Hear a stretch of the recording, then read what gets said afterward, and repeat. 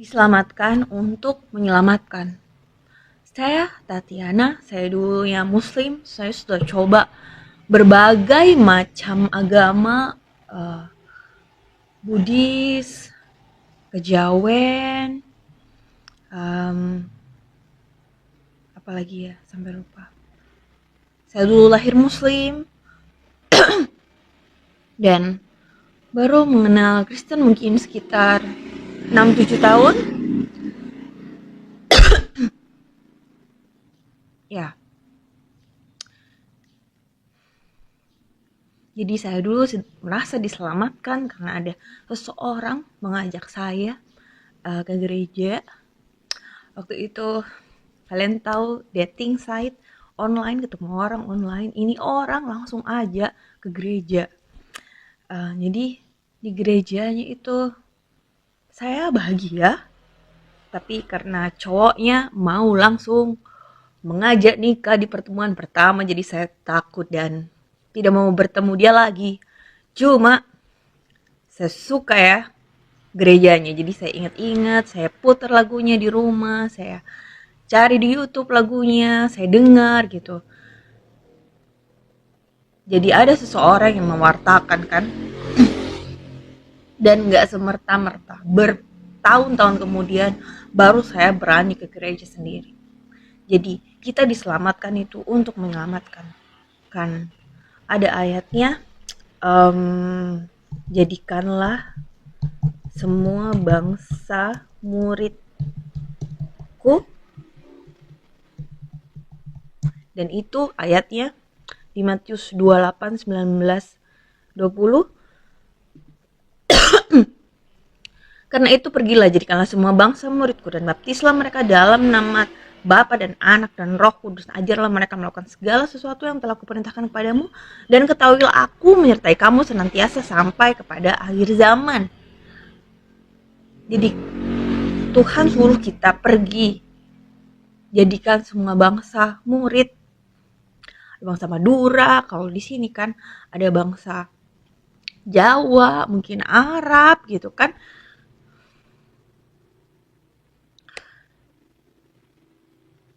Arab ya nggak apa-apa kalau berani. Jadi saya di Jakarta itu bagi-bagi traktor itu kertas isinya tentang renungan-renungan, ada ayat-ayat Alkitabnya tentang Tuhan Yesus gitu kan, agar orang-orang itu menerima Tuhan Yesus. Dan saya bagikan itu ke stasiun-stasiun, saya jalan di jalan raya kasih ke orang-orang gitu kan.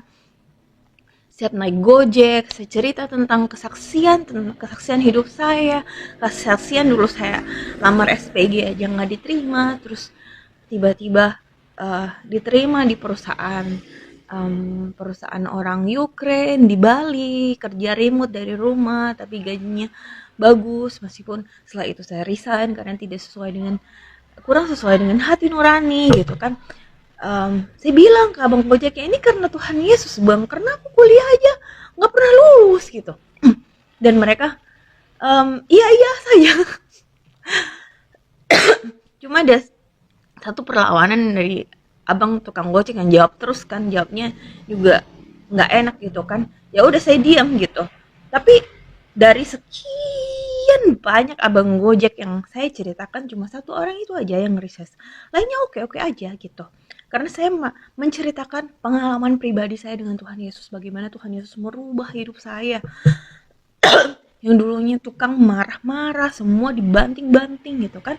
Meskipun keluarga saya masih Muslim, tapi mereka percaya, mereka melihat perubahan dari diri saya ketika saya ikut Tuhan Yesus. Saya menjadi sabar gitu. Dan ketika saya menjadi sabar, mereka ya udahlah, terserah kamu mau agamanya apa, yang penting kamu jadi orang baik, kamu jadi sembuh, nggak marah-marah lagi gitu kan. Nah, untuk orang-orang yang sudah bertahun-tahun Kristen, mungkin gimana, agak susah mungkin lihat perubahannya karena nggak dari Islam ke Kristen juga, tapi dari Kristen ke Kristen terus gitu kan. Tapi ada nggak perubahan diri, perjumpaan diri kita dengan Tuhan Yesus gitu. Apa Tuhan Yesus pernah datang kepada diri kita? Apa Tuhan Yesus benar-benar merubah, misalnya yang suka minum atau suka main cewek atau suka apa gitu, suka hal-hal yang buruk, suka bohong. Apa Tuhan Yesus sudah merubah itu? Kalau belum merubah itu semua, apakah kalian ke gereja setiap minggu itu ada Tuhan Yesus dalam diri kalian? Atau hanya sekadar rutinitas? Ya sudah, setiap minggu kan ke gereja. Kalau nggak ke gereja, saya nggak Kristen gitu kan. No, Kristen is like menjadi pengikut Kristus lebih dari itu. Mengikut Kristus itu menjadi segambar dan serupa dengan Tuhan Yesus. Misal Tuhan Yesus suruh, kalau ada yang tampar pipi kiri, tampar pipi kanan. Bentar, tampar pipi kiri,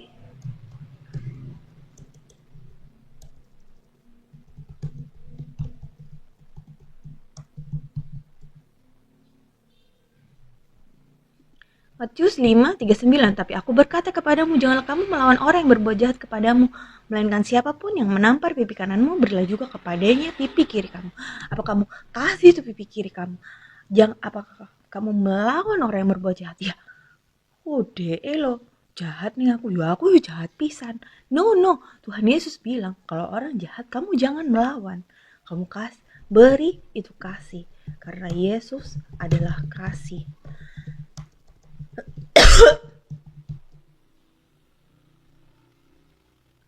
Yohanes 3:16 yang berbunyi, karena begitu besar kasih Allah akan dunia ini sehingga ia telah mengaruniakan anaknya yang tunggal, supaya setiap orang yang percaya kepadanya tidak binasa melainkan beroleh hidup yang kekal. Tuhan itu kasih, kita harus mengasihi. Ke Mbak Indomaret kita juga harus kasih. Makasih Mbak, kalau perlu bilang Tuhan Yesus memberkati gitu. Wah, dia akan berpikir, wah orang Kristen ini baik sekali ya. Itu adalah benih yang kita tanam gitu loh. Kita nggak tahu kapan itu akan berbuah gitu. Kayak orang yang ajak aku ke gereja bertahun-tahun yang lalu, dan aku baru berani ke gereja bertahun-tahun kemudian, itu adalah benih yang dia tanam gitu loh.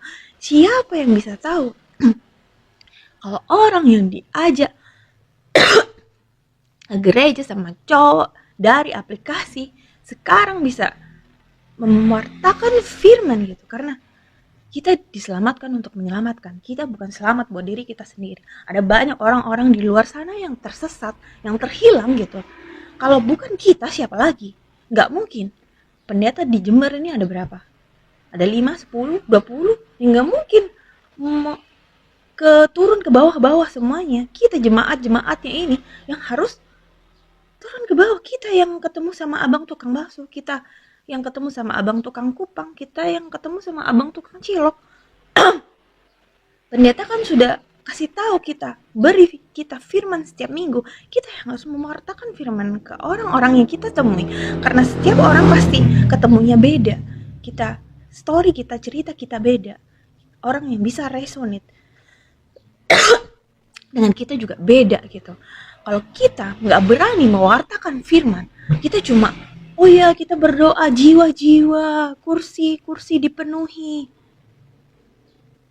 Memang kita suruh Tuhan gitu mewartakan sendiri. Tuhan Yesus sudah datang dulu, sekarang tugas kita gitu loh. Ya, ada lagunya. Tuhan, ini tugas kami, beri keberanian bagi kami.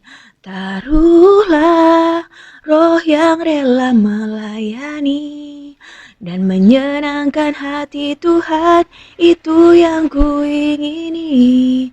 Tuhan, ini tugas kami, beri keberanian bagi kami. Taruhlah roh yang rela melayani dan menyenangkan hati Tuhan, itu yang kuingini. Jadi saya juga minta keberanian. Biasanya di stasiun itu orang-orang itu pakai kerudung, saya tetap kasih traktat. Saya cuma kasih sama senyum, saya nggak ngomong apa-apa. Mereka paling lihat, wah ini dari ada orang cantik, kasih kertas apa nih, SPG kali. SPG-nya Tuhan Yesus.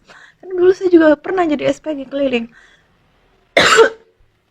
Sebagai pinjol dulu saya, kebayang dari SPG pinjol diterima jadi CEO, meskipun CEO-nya juga gajinya nggak gitu besar sih, cuma ya bagus kan titelnya CEO. Cuma keluar keluar juga bingung, habis jadi CEO nggak ada yang mau nerima kerja lagi kalau udah tinggi. Tapi nggak apa-apa, jadi kayak kita beralih mewartakan Injil gitu. um, Bahkan kalau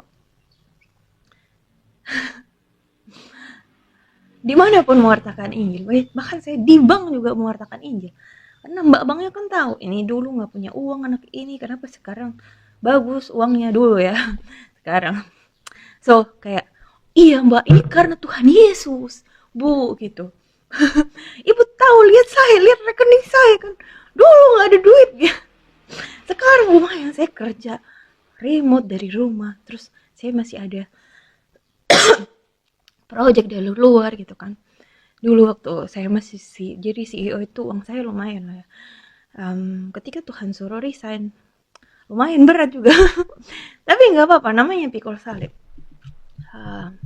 Pikul salib, karena kita nggak boleh enak-enaknya saja, kita juga harus mau pikul salibnya. Nggak apa-apa. Nih, Matius 16:24-27. Lalu Yesus berkata kepada murid-muridnya, setiap orang yang mau mengikut aku, ia harus menyangkal dirinya, memikul salibnya, dan mengikut aku. Jadi, ketika ikut Tuhan Yesus dan kita jadi miskin gitu, ya berkali-kali saya ikut Tuhan Yesus jadinya bukan makin kaya, makin miskin. Tapi nggak apa-apa, karena itu pikul salib gitu loh. Kita bukan cuma datang ke Tuhan Yesus cuma untuk diberkati. Kalau mau diberkati ke Gunung Kawi, Gunung Kawi aja udah bisa kaya gitu. Tapi kita ikut Tuhan Yesus karena kita cinta Tuhan Yesus. Mau kita diberkati, ada masa-masanya pikul salib, kita juga terima gitu. Bahkan mungkin di saat pikul salib itu kita lebih dekat dengan Tuhan Yesus karena kita lebih banyak waktu untuk tenggelam, bersekutu dengan Tuhan gitu. Karena kita lebih banyak waktu untuk baca Alkitab, kita lebih banyak waktu untuk worship, penyembahan gitu kan. Kalau kita waktu banyak uang, kita sibuk, banyak klien, kita banyak kerjaan, kadang kita lupa sama Tuhan Yesus. Mohon maaf ini saya ngomong tentang diri saya sendiri.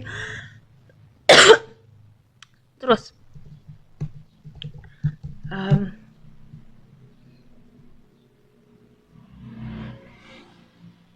Matius 11 ayat 29-30. Pikulah kuk yang kupasang, belajarlah padaku, karena aku lemah lembut dan rendah hati, dan jiwamu akan mendapat ketenangan.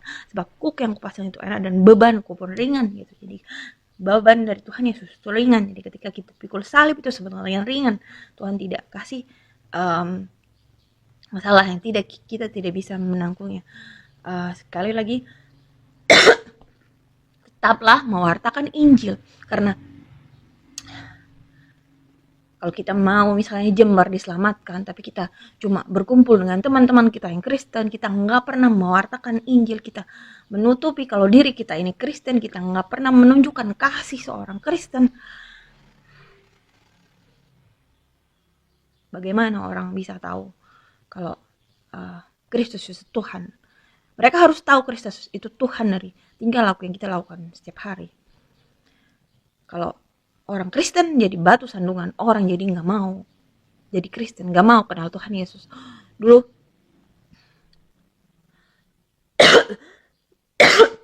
pacar mama saya itu adalah Kristen, tapi penjahat.